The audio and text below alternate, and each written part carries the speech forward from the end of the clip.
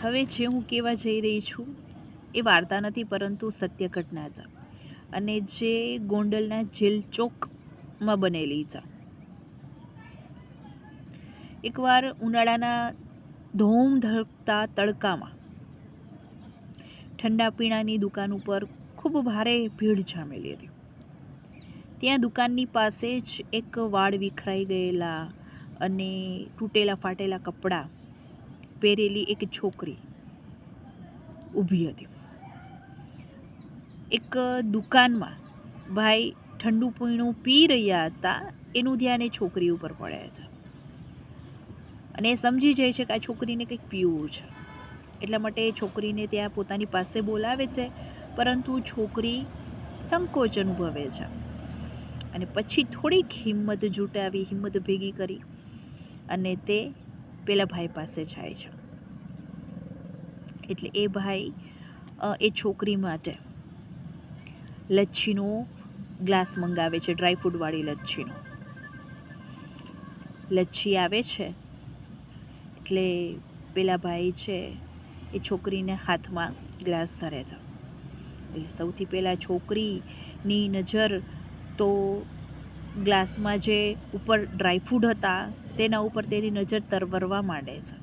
તે તેને ધ્યાનથી જોવા લાગે છે અને જે પેલા ભાઈ હતા એને કહે છે કે શેઠ, આવું તો મેં કોઈ દિવસ પીધું નથી, આજે પીવું છું. પરંતુ જેવો ગ્લાસ તે પોતાના હોઠ પાસે લઈ જાય છે ત્યાં જ એ ગ્લાસ પાછો વાળે છે અને જે ઠંડા પીણાની દુકાનવાળા ભાઈ હતા તેને એમ કહે છે કે આ ગમે તેવી કોથળી હશે તો ચાલશે, પરંતુ એમાં પેક કરી દો ને. એટલે ઓલા ભાઈ દુકાનવાળા છે ગુસ્સામાં આવી જાય છે અને એમ કહે છે કે છાનામાની પી જા ઊભી ઊભી, તારે વળી પેક શા માટે કરવું છે? ત્યારે તે છોકરી કહે છે કે મારી ઘરે મારો નાનો ભાઈ છે, મારા ભાઈને પણ હું ઘરે જઈને આપીશ, કારણ કે એ ક્યારે પીશે, એણે તો કોઈ દિવસ આવું જોયું પણ નથી. એ છોકરી એ લચ્છીને પોતાના ઘરે લઈ જાય છે. મિત્રો,